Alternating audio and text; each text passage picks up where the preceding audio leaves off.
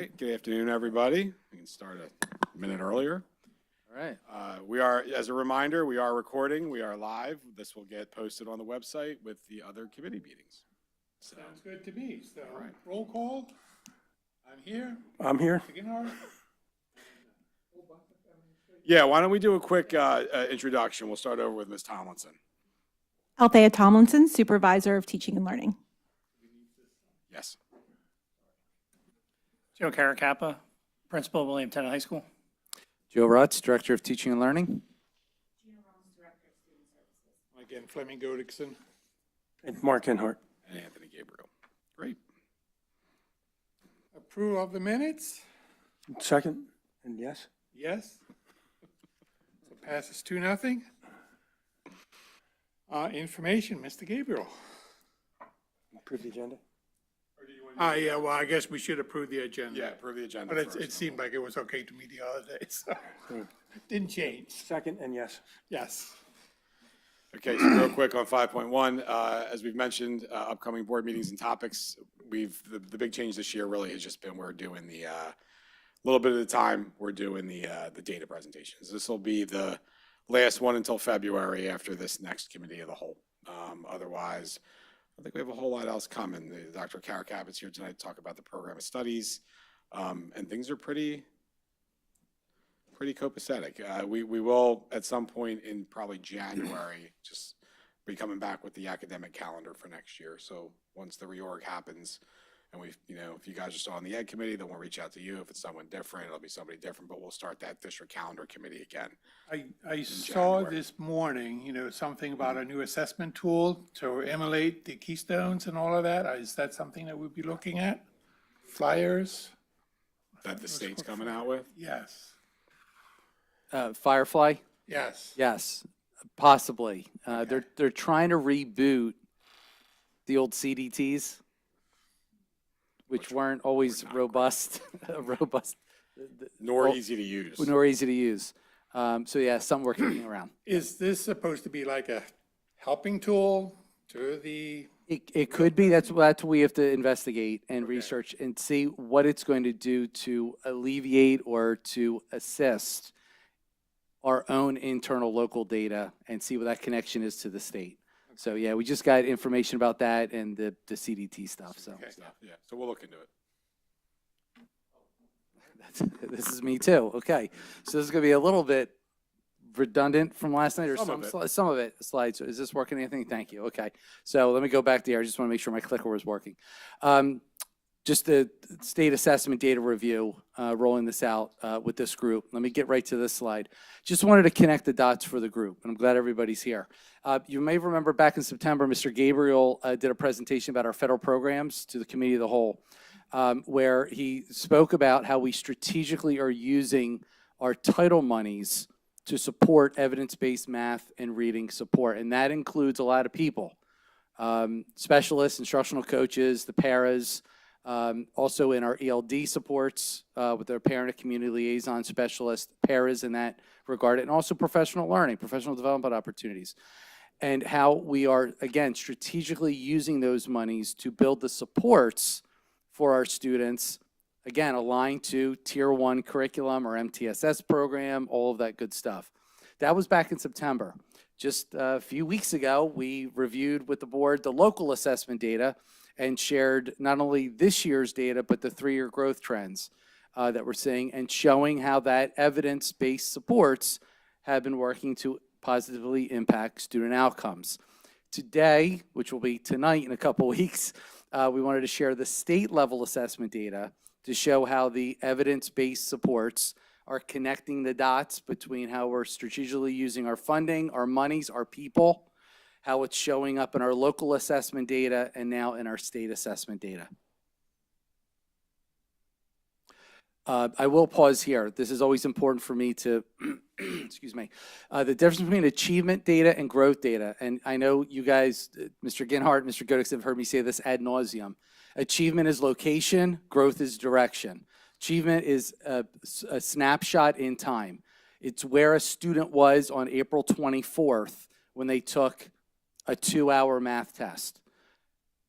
Growth is the direction they've been going since third grade, fourth grade, fifth grade, sixth grade, seventh grade, eighth grade in the passes, and then into the high school with the Keystone exams.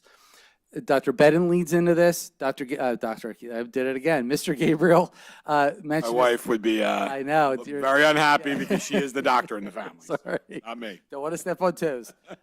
It's really important because achievement captures correlations with demographic factors, socioeconomic status, EL status. Growth doesn't. Growth compares the student to the student. So it's just an important disclaimer to put in there. I'm not going to read this to you. Mr. Gabriel shared it last night. I want to get right into our data, if you don't mind. This is our achievement data, grades 3 through 8, the PSSA math. We have 40.7% of our students earned proficient and advanced in this past spring, 2024's PSSAs. That's plus 3.9% from last year. It's a 3.9% increase. Again, resulting from our consistent Tier 1 standards-based curriculum, our manipulative kits, intervention resources, math specialists, instructional coaches, and we continue with focused professional learning. We wanted to show you a trend line from 2019 pre-pandemic to 2024. The red line there signifies the year of the pandemic. There was no testing that year. And this chart shows that our achievement scores have steadily increased since the pandemic, since about 2020, 2021 testing. They are now above pre-pandemic levels, and our evidence-based supports are working. And if I can just jump in. Please. So the slide two earlier had mentioned it takes roughly about Thank 3 you. to 5 years of curriculum to really take hold and to see outcomes. And so what this will show is how long we've had each of our programs. And so the PSSA math, Eureka has been in place 4 years. Right. We put it in place in 2020, Yes. right after the pandemic. So that was the 28, 0.0 proficient or advanced. So it's taken 3 years, 4 years, and now we are steadily growing, and we are just above the pre-pandemic achievement. So that's really positive. And you've always asked, well, when are we going to see in-state data? When is the achievement going to go up? Well, for math, for PSSAs, 3 to 8, with Eureka being in place for 3 years, we're now slightly above where we were prior to. So we only see this continuing to go up. I mean, we're not happy with 40%. Let me put that out there. But we're at least back above where we were right before the pandemic. And now that we have an evidence-based curriculum in, we're seeing that growth. So you said before how COVID loss is going to persist for many, many years. How does this correlate to that? Without COVID, that number probably would have been higher? Could have been higher.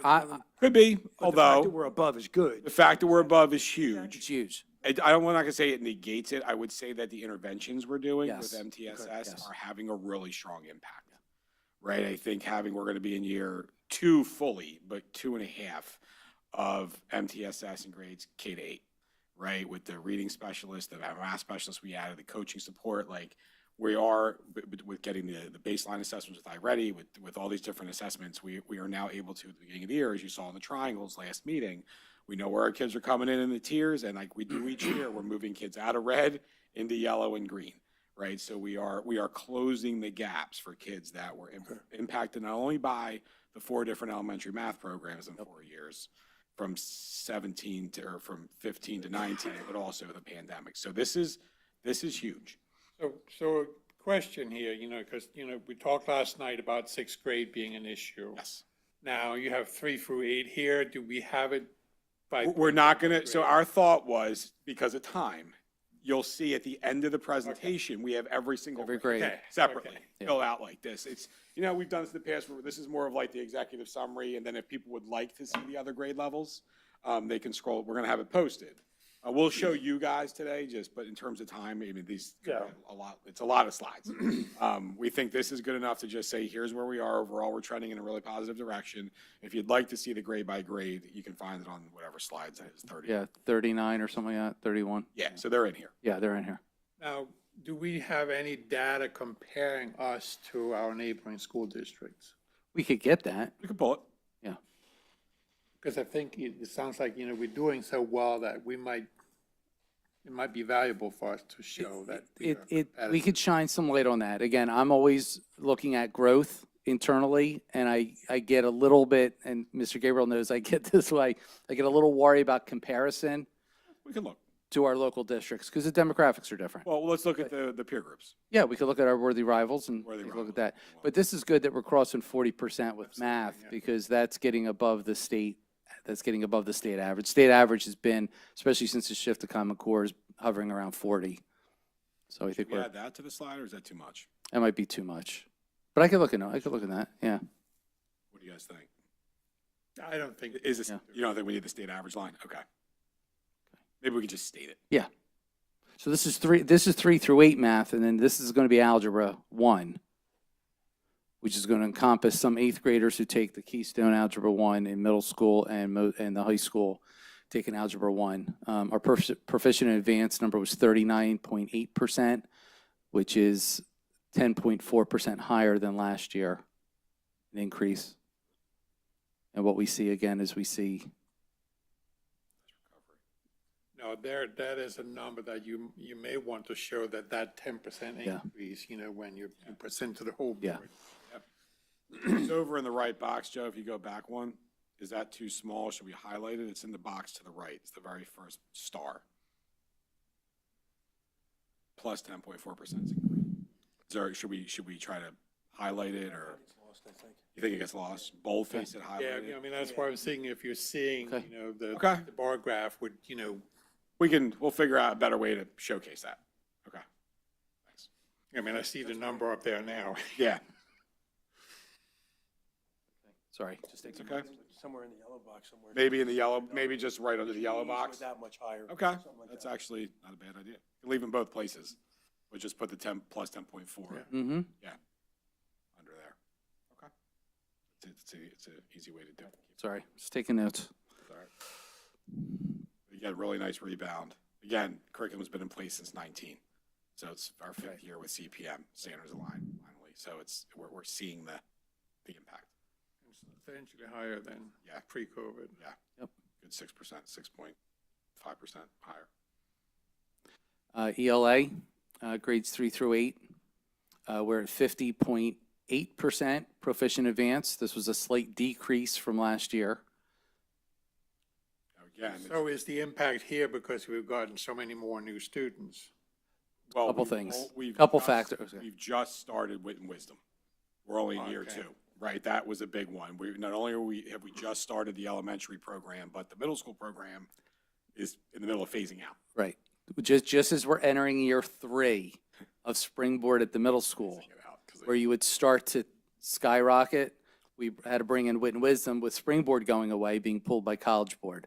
And I'm preaching to the choir, you two gentlemen. There's never one factor that gets you in. There's not one factor that gets you out. Increasing EL population and then the natural drop from 5th to 6th are all factors in that. Now that's still, I don't want to nitpick this. I don't want to be decreased 5.6%, but you're just outside the margin of error with that. So just keep that in mind as well for the test itself. So there's a number of factors. So, and again, going back to the 6th grade issue, Yeah. with the wit and wisdom, coming into 6th grade now, should that help, It should. That's what I was saying to Mr. Hartline last night, is any supports or anything programmatically we can do to help allay that, we do. It's not going to be a magic bullet. We may still see a drop off from 5th to 6th because just developmentally across the state, nationally, that happens, Mr. Goddixon, going from elementary school to a middle school. But what we're trying to do and what we are doing is putting in the supports in place and curriculum in place. Again, as I mentioned last night, not only helpful for the students, but helpful for the parents, because then they have consistency and stability and what the instructional routines are for their students.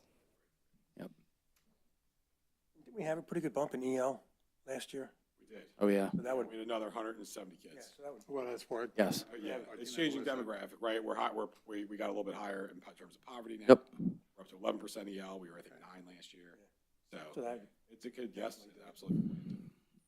So this was the trend line so far in grades 3 through 8 since 2019. We did have increases in grades 7 and 8. 7 and 8 ELA did have pretty good bumps. sixth grade had a decrease, and as I mentioned last night to Mr. Hartline, I think fourth grade had a bit of a decrease as well, which we see nationally as well. And we don't have as many years under our belt with math, as Mr. Gabriel said, that we have with ELA. So we're still in that process of solidifying that program, now moving Wit and Wisdom up. K6, next year will be K7, the year after will be K8. Keystone Literature increased 13.9% over last year's scores. This is now students who have come through Springboard in middle school, have now had it for a year or two in high school. So again, if you're looking what 4 or 5 years out could look like with a steady curriculum. And then this is our trend line there. Again, we're higher than we were pre-pandemic, and a nice jump in the Keystone Literature scores over last year. Springboard also came in 2021. Yep. So this is year 4. Reasons, in looking at the basics, is that part of the MTSS system, that there are more in basic too, due to the large proportion of students being disadvantaged? Yeah, that always has an effect. And what we've been able to do at the high school level, specifically for Keystone, for the high school students, we have IXL, so we use that as an intervention tool with small group instruction. So we've been able to buoy that, any kind of learning loss with that as well. So to me, this is just having to get where we are with math, where we've had a couple more years just a couple more years can make the difference. There's also always what's called an implementation gap. You usually have a year where you decrease a little bit because teachers are getting used to the new curriculum. But again, just getting into Springboard and now having to make the change at the middle school level, I'm not happy about it. I'm not surprised that we've had a little bit of pullback a little bit while they're learning their second new curriculum in a 5-year window. And that's a little tough. No fault of their own or ours. That was Springboard, College Board pulling the curriculum. So we had to transition to Wit and Wisdom. That's going to happen over the next 3 years. I just have a question, just not being a teacher, I have a question. Since ELA dropped a little bit, but this did so well, aren't English and literature tied together enough that they should sort of trend together? And if the EL students accounted for the drop in ELA, wouldn't literature reading be the same problem too? Or am I just looking at it wrong? In earlier grades. Okay. It could be. Could be. It just depends on where they come in at. But Yeah, again, that's- back to, I think, the bigger difference between the elementary, middle, and high is the amount of time in the same curriculum. These kids, Exposure to that, yep, sorry. these kids at the high school have had Springboard consistently now for 4 years. Oh, okay. Right? We're only in year 2 of Wit and Wisdom. Okay. So some of the kids in 3, 4, 5 are only in the year 2. Some that were pilot kids might have gotten Right, a bit, right. but there hasn't been a full multi-year, 3, 4 year yet. Okay. I would say that's probably the biggest driver. Yeah. I would also, just to add for the English language learners, there's also a difference in when the test is taken for a student. So as if you're talking about middle level students, they take it within the grade that they're in for PSSAs. Whereas the Keystone Literature exam, you take it as like a kind of a course completion. So it may be that an EL student is not ready to take that exam yet because they're still taking English classes to support them in order to do that before they take the exam before graduation. So instead of it being based on a grade level, it's based on course completion. And so that you're going to see the students who have completed the courses for literature, they're ready to take the exam, they take the exam, they're able to do well, whereas you're looking at all students across grade level in a middle level exam. Thank you. For PSSA Science, which is given in grades 4 and 8, next year will be the first year that PSSA Science was moved to 5th grade with the new Steele standard. So students will take science, PSSA in 5 and 8 starting this year. They were 70.7% proficient advanced, which was a 2.6% increase over last year for grades 4 and 8. This is our trend line. You can see that achievement scores have steadily increased and are now higher than pre-pandemic. our evidence-based supports are working there. For biology, we are at 36.7% proficient advanced, which was an increase of 4.5% proficient advanced over last year. And our trend line is starting to trend up. We're not yet at pre-pandemic levels. This is not surprising as we're transitioning to new steel standards.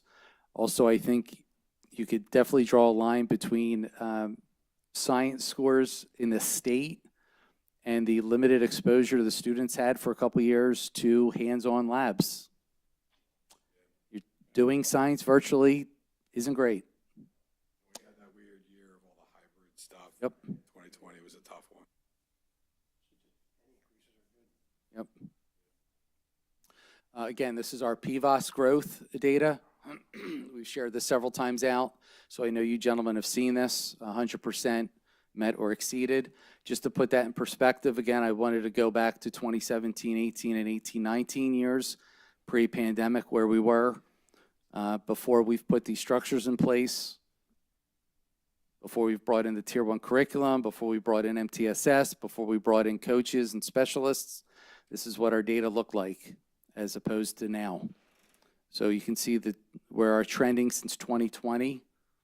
So it's great to see well above meets and on the high school level, but we're still on probation, you know, how are we getting close to being able to exit that?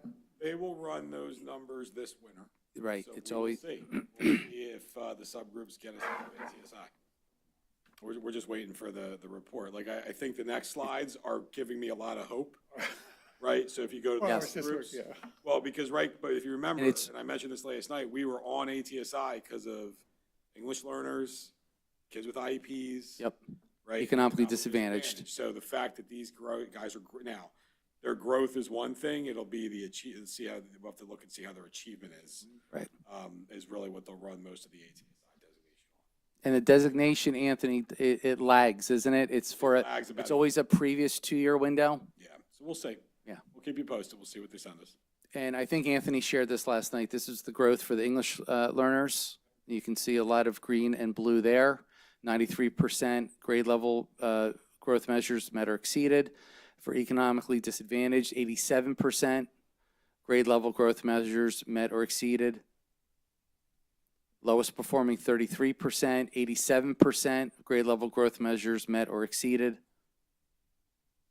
And students with IEPs, 80%, 12 out of 15 grade level growth measures met or exceeded. So the subgroups, the demographic groups are all showing growth as well. It's not segmenting out just the top tier students, and that's good to see as a district. That means we're, what's the old saying, a rising tide lifts all boats? Okay, and again, just to connect these dots again with what we're doing with federal program money, with our coaches, our specialists, our para educators, we're seeing it in the local assessment data that we shared in October, and we're seeing it now in our state level data. So that's going to be the public Yeah. presentation. Any other, we'll get those percentages under the Yep. boxes for you. That was a good idea. Just so you can see, Joe, I mean, not super quick, but if you want to show what we're going to provide, and we'll just mention this to the community, like By grade, Ant? grade by Okay, yeah. grade. This is third grade math, fourth grade math, fifth grade, and then you'll see with like the sixth grade kind of, you know, a little even. You can see from fifth to sixth where the drop off is in math year over year. You can see it picks back up in seventh, eighth. This is PSA, ELA. You want me to go through all these, Anthony? No, but you guys get the gist, right? So these will be Yeah, here yeah, for yeah, folks I if they just, want to see them. Just wanted to know. You were that they asking there, about the yeah. grades, Yeah. so we did include them. We're not going to go through them. I think that's, people's brains could melt. Yeah.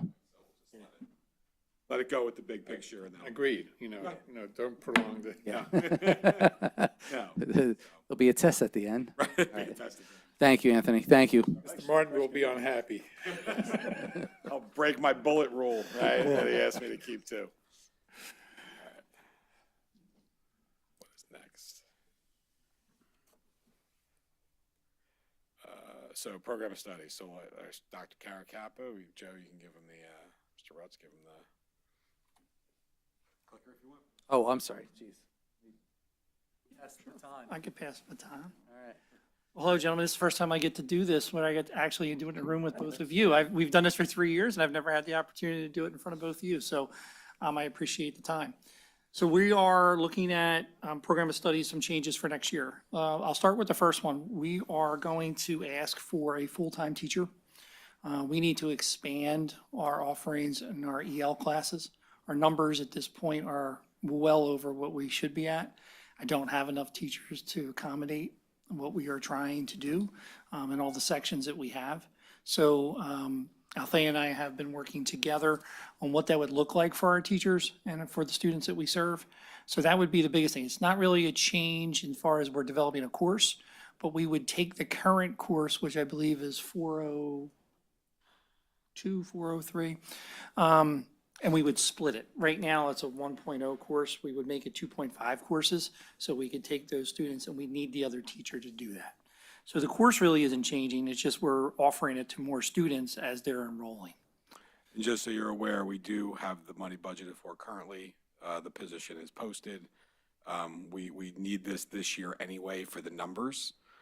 So we will be bringing it to the board for approval as soon as we can hire somebody for the position. So it'll already be a part of the budget, if that makes sense. And then that'll help feed the change in the course for that next year as well. We'll be able to reallocate that person to help support the The other thing I think it's important is you would assume, like, why wouldn't you bring this up sooner? It really has to do with the number of students who come into us after the school year starts. Like, these are the unexpected students, right? So we couldn't pre-plan for it, and I would never come to you and say, hey, I need a teacher because I'm expecting 45 or 50 more kids to show. These are not the students that came up from the middle schools that we. No, it would be These are additional new students, that right? came It would be new students to us, to the district, in a combination with those students who have been with us from the middle school as well. I might actually ask Althea, because, when you look at that history, with students that came in elementary schools, how quickly can they grow out of being English secondary language? So typical, when you're looking at an English language learner, they say 5 to 9 years till they would be able to be exited from an English learner program. So if a student were to come in kindergarten, we would expect by the end of elementary school would be a typical, but definitely by middle school, so that they would not be then matriculating into the high school as an English learner. They would be considered exited from the program at that point. However, we have many students that come to us specifically at the high school level. So they were not part of our elementary or middle level program. So for example, we've had 20 students who have enrolled with us this year alone that we didn't expect to be part of our high school program. And so that often will happen, and so we'll have students who will be considered a first-year English language learner, but they didn't work through that entire program with us. Many students will exit prior to middle school. We have a large number of students who exit in 5th grade, and you will see our numbers will, if we're looking at students that have started with us 4th and 5th grade, seems to be a large number of students that exit. Then we see also another 7th and 8th grade where students are also exiting the program, and then again, we have students who come in at any time, and so therefore it's hard to definitely track and be able to give specific numbers of our movement. It's oftentimes what do we have here today, and now we need to react to that, unfortunately, instead of planning. So that takes me back to Joe, because these are new students that's coming in. Could this be just a temporary need then? So we are not seeing that they're coming, staying for a while, and then leaving. They seem to be staying with us. We can only use we don't have that much data because they just came to us, right? But we'd have to track that over time to tell you in the future, hey, this is something that we're starting to see. The trend is they come in and maybe they leave, but maybe that isn't. Maybe they do come and then they're here for all 4 years. We just need to track that over the next. But I'm seeing, we have a group that came in now. Are we anticipating that there's going to be a continued growth, with students I coming? think our data. So I do have data to look at overall the number of English language learners over since 2022, and there has not been a decrease. And that is also with exiting our students. So with students that have been exiting, from our program, we still continue to rise above not just the exited numbers, but also additional numbers each year. That's why, and that's what the need now comes to, because we can't accommodate for it. I see the need now, yes, I recognize that. And it does fluctuate, I mean, from year to year. Some years were the number we exited plus 25, then some years it's the number we exited plus 100. And so that's where at this year, we're at about 170. If you add the number that we've exited plus the number that have come in to the district this year that we were not expecting. So the next one is, the next three really, I'll go to the new course, it's just all the way at the bottom. You'll see we're asking for a new course to begin called Advanced Digital Art and Design. Currently, we have students that are taking an art and design course that is very popular at the high school, but it's more of an introductory course. We feel as if this will bolster the program, allow kids to take a further step to that. So the art department has worked with us, we started not this year, but a year ago, and we sent them back to the drawing board because we had questions about what it would look like, you know, how the class would further develop the skills that they were learning in which would be the introductory course. They came back to us this year with a much stronger course that we feel like will actually lead to maybe some of these students leading into the AP course, which we run every other year. So we're hoping this actually helps that. There would be no changes other than the request for some equipment for the cameras, but it would be housed by the teachers that we currently have in the building. But it's not considered an AP. No, not this course, no. That's my only concern by using the word No. advanced, you know. Right. That Yeah. title. So, well, I mean, we can go back and look at the title.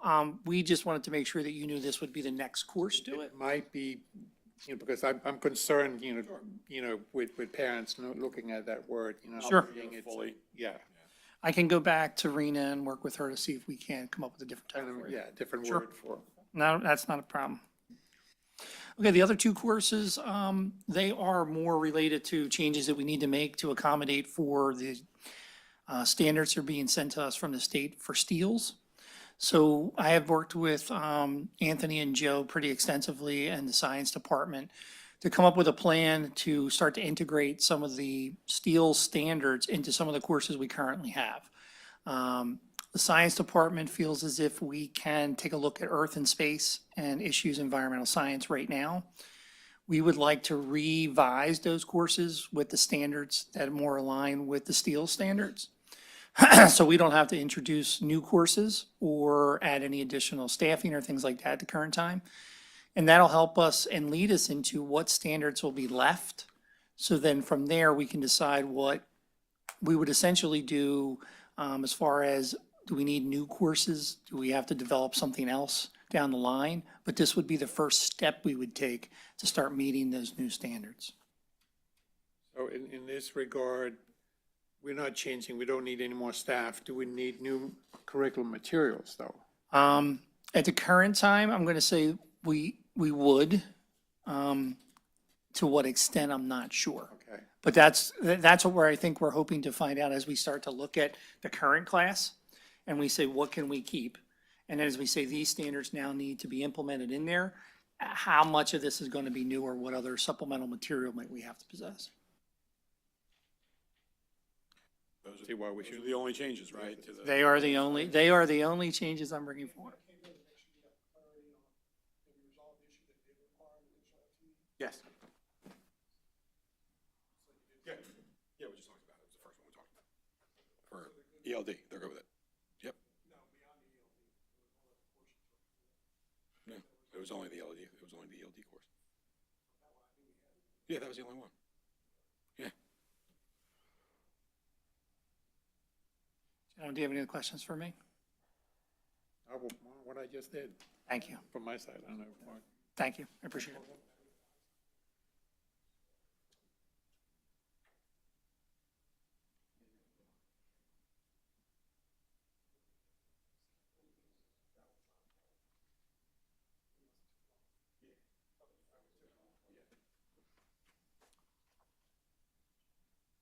Seven to the rest, so if you got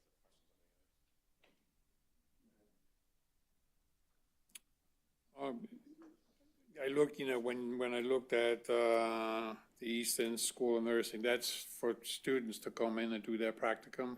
Similar to. Similar to what we do, counselors, yeah, we're counselors. starting to get more requests now for counselors, for Is that? do we have social workers, for nurses. Mrs. Pressler reached out. We've got some folks doing some internship type practicum work now with us. Is this fairly new to us, or is? As far as I know, I don't, Mr. Russ, I don't know if we ever housed any That's- yeah. nursing interns before. No, these are new requests that we haven't really dealt with before. We're getting a lot more requests for student teachers, practicums, and internships, and Outside of just teachers. absolutely. I think it's anything that's good that can promote and get us Okay. Yep. into our district, you know. The numbers are going up as we're rebounding, obviously from the pandemic. Yeah. Is part of it. And then the second piece with these other areas, these are critical shortage areas. So our hope is that by also fielding these people, we'd have a better market opportunity Yep. to recruit them and hold on to them as we're getting some of that staff, for example, in nursing, they're getting closer to ages where they're going to retire. So there's this thought process that says you will still advertise, but at least if you get someone who you've had experience with and they apply, you at least know your worst case scenario also, of what you're getting in the process. So we're trying to open up more areas where we know there's a critical shortage to take interns to help us also be prepared to backfill. And even if we don't have a position at that time, if they go somewhere else, but we do get an opening, there's sometimes they'll apply to come back if they like their experience. So but the numbers are going up and we're becoming much more attractive to as a school district to people. Makes sense that we get to at least, you know, get some knowledge about them prior to. Well, and the two right now that are interested are internal. Right. One's one of our health assistants who's working on her degree, and the other is an LTS we just hired. We just interviewed yesterday. This is my 9th year. I can tell you for the first 5, 6, everything was just straight student teachers. The last 2 or 3 years, as Dr. Bedden has alluded to, they're coming out of the woodwork, universities to partner with us. So we just interviewed yesterday for a school psychologist wants to do a practicum with us. We would never have things like that or nurses before. So they want to come here. You can put that in the weekly, and then when this comes up, if you want to. Yeah, I just thought Bring it was that up at the something board new, meeting. you know, and Yeah. that's why I didn't, you know, but it's a good thing. Really good thing. I see nothing, you know, with the other ones, you know, your conferences, you know, looked okay to me. The book list, you know, looked okay to me. Let's check that. Okay. No issues with anything else. The only thing that I, you know, could recommend is, you know, I saw one of the conferences, you know, you're sending 3 people. You know, that it, Summit. yeah, you know, I mean, it's not the issue with the 3 people, but could they not travel together? Or use a van from here and travel? It will save a small chunk of money, but it'll save money. The only option that exists because that we can look at, that I did in another district, is we did an analysis of the individual cost per mileage versus renting a vehicle. We don't really have them anymore. The one that we had, we detailed to Kevin for security that sometimes the staff would take. That's now dedicated to his work with security. And then, of course, all other vehicles are transporting people. But I've mentioned to Tom previously, and we can look at if it is doable, depending on where the other issues, where the employees live.